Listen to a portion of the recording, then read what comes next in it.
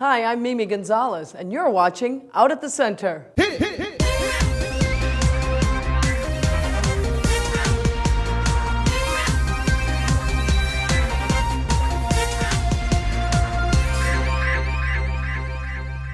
Former Center Executive Director Richard Burns sat down with former Center board member Diana Leo to talk about the time when he first started working at the Center 22 years ago at the height of the AIDS crisis. You mentioned that you were one of the few openly gay students at Hamilton.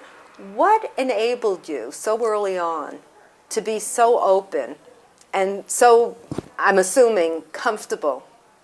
Well, it wasn't always comfortable. I remember I had known that I was queer since my earliest memories. You know, I was a little kid and knew I was attracted to men, and I was struggling my sophomore year with coming out, and there were no openly gay men. And then one day in the dining hall, a simple white sign went up on the stairs to the dining hall, and it just said Sappho, S-A-P-P-H-O, 7 p.m., and it had a hall and room name. And I thought, that's either a poetry group or that's a new queer student group. And so I, very trepidatiously after dinner, I went and walked in, and there were, maybe a dozen lesbians and a couple of guys, but it was very underground. And then, at that point, I sang in the choir and had a great group of friends. And so, by the time I was organizing what came to be the Hamilton Kirkland Gay and Lesbian Alliance, I felt like, well, what could they do? How was your relationship? I mean, I know from a board point of view how your relationship was with the board, but I think you developed a very close relationship with Irving Kuperberg, Sure. who was the board chair at the time, or president.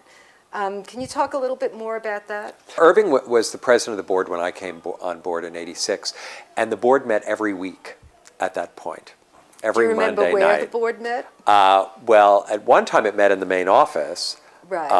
And maybe it was before your time. We used to meet in the boys' locker room. Oh, really? That is before my time. Because it was one of the rooms that had heat and a light. Yeah. No, that was before my time. Let's go back a little bit to the earlier days in the 80s. That was the height of the AIDS catastrophe.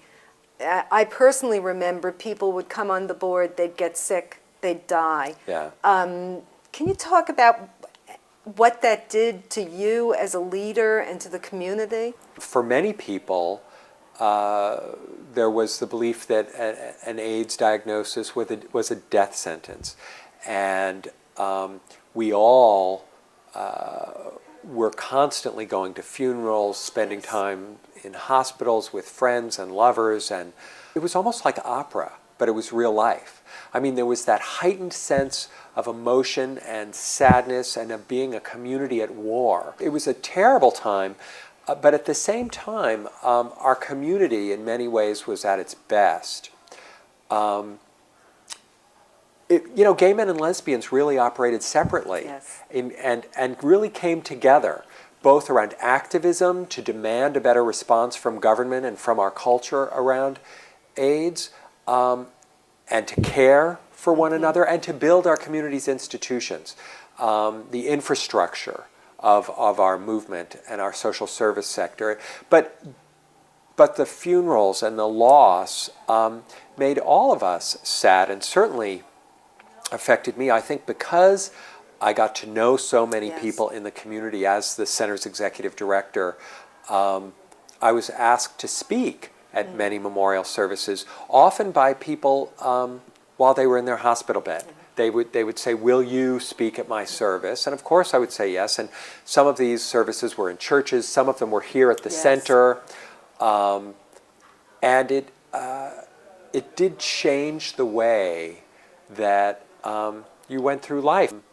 And so for me today, even 22 years after I arrived, this building is a sacred space for me, and it's full of all those ghosts. I think it's one of the reasons that I have stayed so long as executive director. I feel often that younger gay people don't really get what happened.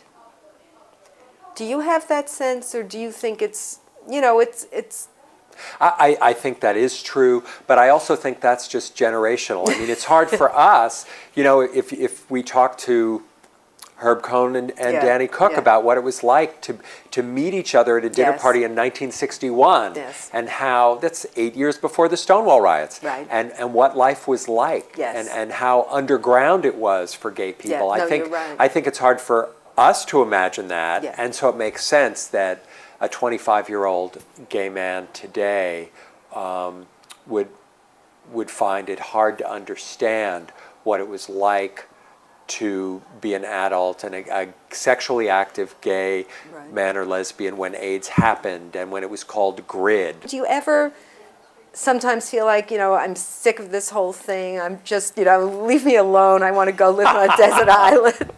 Well, everybody has days like that, but I think one of the great blessings of being at the center is that we're all fed by the fact that we often get the best of people, like the best part of people when they come to the center to give back, whether it's volunteers or board members, people who have busy work lives and lives out there, but when they come to the center, they're here because they want to give back to their community.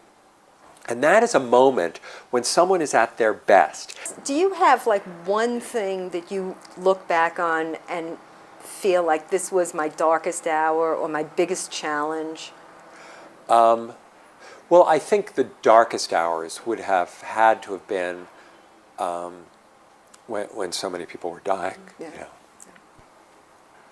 You know, we suffered so much, lost so many friends Yes. and people we really cared about and colleagues, and so that would have to be the darkest Yeah. time. Yeah. Certainly the challenges of creating and building a grassroots queer nonprofit are endless and are often financial. During every economic cycle and downturn, many of your key supporters, they lose their jobs and can't contribute. And so we've cut back here in the end of 2008 as the economy went into a tailspin. We cut our budget by at least 10%, and there may be more cutbacks.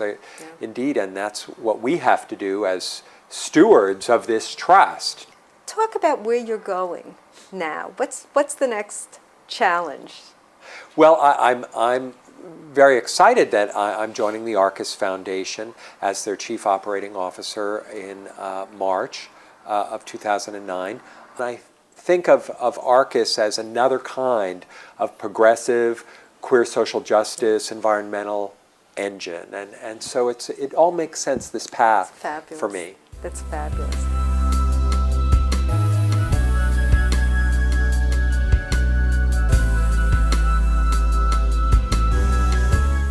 And that's all for this excerpt from Out at the Center.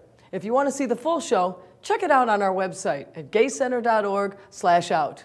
Until next time, I'm Mimi Gonzalez. Goodbye.